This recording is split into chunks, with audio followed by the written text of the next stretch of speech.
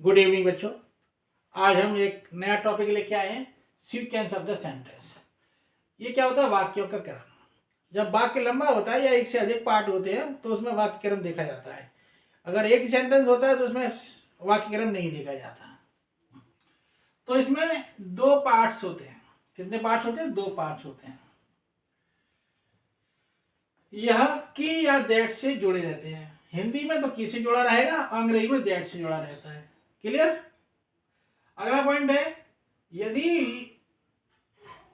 वाक्य का पहला पार्ट प्रेजेंट टेंस या फ्यूचर टेंस में होता है तो दूसरे पार्ट की अंग्रेजी हम टेंस के अनुसार ही बना देते हैं। क्लियर? अगर पहला पार्ट प्रेजेंट या फ्यूचर टेंस में होता है तो दूसरे पार्ट की अंग्रेजी जैसा टेंस होगा हम वैसी ही अंग्रेजी उसकी बनाएंगे। अगला पॉइंट, ठीक। अब इसके बाद एक उदाहरण देखते हैं। सुरेश कहता है कि उसका भाई पत्र लिख रहा है। तो पहला सेंटेंस हमारा प्रेजेंट इंडेफिनिट में, दूसरा हमारा प्रेजेंट कंटिन्यूअस में, कोई टेंशन नहीं है। तो सुरेश सेज दैट, की के लिए हमने दैट लगा दिया। His brother is writing a letter.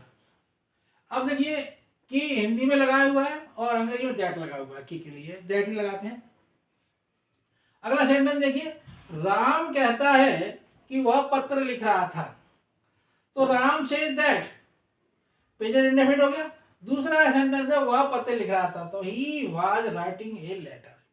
कुछ उदाहरण इस प्रकार से और हैं। रवि कहता है कि राम आज आएगा। तो Ravi says that, present indefinite है, राम विल कम टुडे। अगला उदाहरण है, मोहन कहेगा कि उसका भाई वकील है। तो पहला फ्यूचर इंडेफिनिट है, दूसरा प्रेजेंट में है।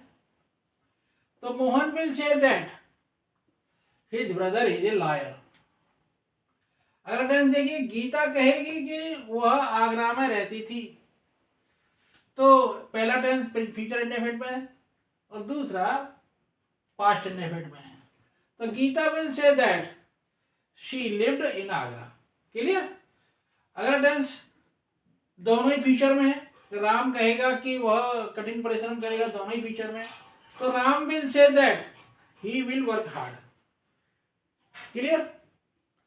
तो प्रेजेंट या फ्यूचर में पहला भाग होता है तो दूसरे पार्ट की अंग्रेजी जैसा टेंस होता है वैसा ही बना। तो अगला रूल इस प्रकार से है, यदि पहला पार्ट पास्ट टेंस में हो तो दूसरे पार्ट की अंग्रेजी हम पास्ट टेंस में ही, तो दूसरे पार्ट की अंग्रेजी पास्ट टेंस में बनेगी।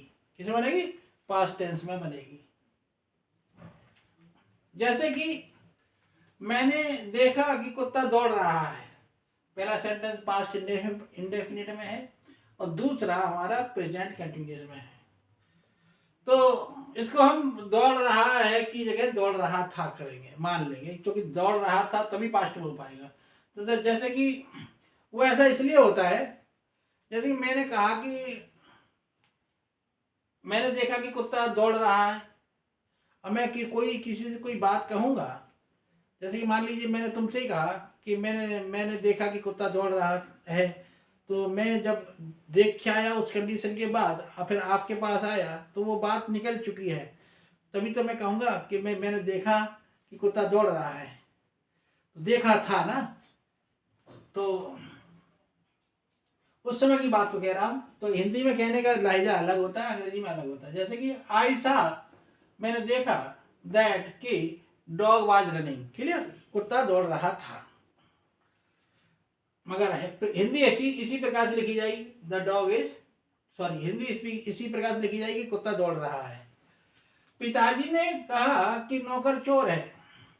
अब पिताजी ने देखा होगा तभी तो बात कही है, बाद में वो बात गुजर चुकी ना, तो इसलिए दूसरा सेंटेंस हम पास्ट में कर देते हैं। तो father said that the servant was a thief. Clear? अगला रूल्स इस प्रकार से, यदि पहला पार्ट पास्ट टेंस में हो तो दूसरे पार्ट की अंग्रेजी हम पास्ट टेंस में नहीं बनाते हैं। कब नहीं बनाते? जब दूसरे पार्ट में एक्शन हैबिचुअल या यूनिवर्सल ट्रूथ होता है। एक्शन कैसा हो? हैबिचुअल। हैबिचुअल किसी की हैबिट हो, जैसे हम जाया करते थे बचपन में, हम खेला करते थे, कुत्ते अजनबी भौंकते, इस प्रकार के एक्शन हो। जैसे कि उदाहरण के लिए, अध्यापक ने कहा कि सूर्य पूरब में निकलता है। ये यूनिवर्सल ट्रूथ हो गया। तो पहला टेंस पास्ट इंडेफिनिट में, the teacher said that the sun rises in the east. इसमें हमने टेंस परिवर्तन नहीं किया, दूसरे टेंस को पास्ट में नहीं किया, तो पास्ट टेंस में नहीं करते हैं, नहीं बनाते हैं। ठीक है, अगला सेंटेंस इसमें यूनिवर्सल ट्रूथ आ गया। उसने कहा कि मुझ कुत्ते अजनबियों पर भौंका करते हैं। ये हैबिचुअल आ गया इसमें, कुत्तों की आदत होती है अजनबी भौंकने की। तो he said that the dogs bark at the strangers. Clear? अगर उस इस प्रकार से यदि पहला पार्ट पास्ट टेंस में हो तो दूसरे पार्ट की अंग्रेजी हम पास्ट टेंस में नहीं बनाते हैं।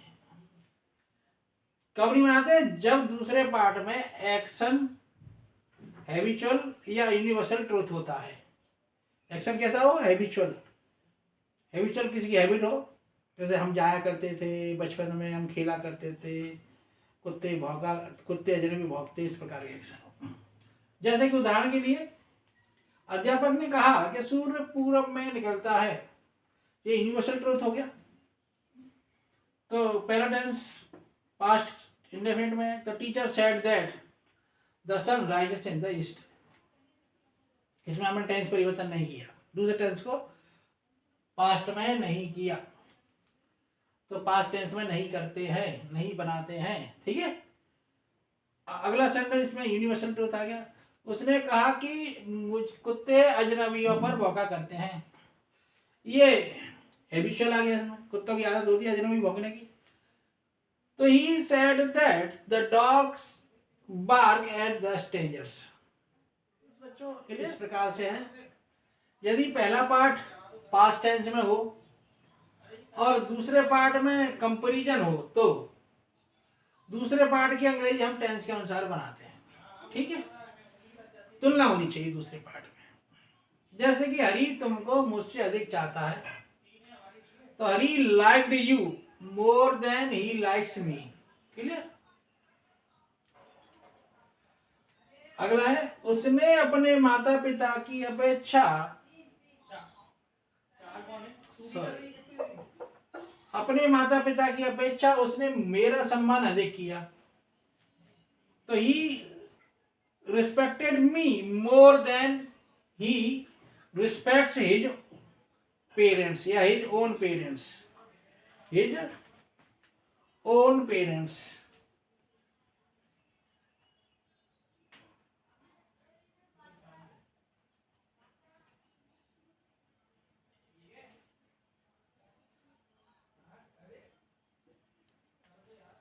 ठीक है बच्चों, तो he respected me more than he respects his own parents. तो बच्चों इसमें जो टेंस बदलने का जो रूल्स होगा वो डायरेक्ट इनडायरेक्ट वाला ही अप्लाई करेंगे। कौन सा करेंगे? डायरेक्ट इनडायरेक्ट में जो टेंस परिवर्तन होता था उसी प्रकार से टेंस परिवर्तन का रूल्स अप्लाई करते हैं। ठीक है, क्लास कैसी लगी? अच्छी लगी हो तो उसको आगे जरूर बढ़ाएं। और जो हम आपको करा रहे हैं ये सारी ट्रांसलेशन थ्योरी करा रहे हैं। क्या करा रहे हैं? ट्रांसलेशन थ्योरी करा रहे हैं। जो हमने पहली क्लास से लेके अब तक कराया है वो ट्रांसलेशन थ्योरी से संबंधित ही कराया है, जिससे कि बच्चे हिंदी से अंग्रेजी बनाना सीख जाए या अंग्रेजी से हिंदी बनाना सीख जाए, और जिससे कोई भी पेपर हो, कोई भी क्वेश्चन हो, जिसको आसानी से समझ सकें। ठीक है बच्चों, तो हमारी क्लास को आगे बढ़ाएं और लाइक जरूर करें।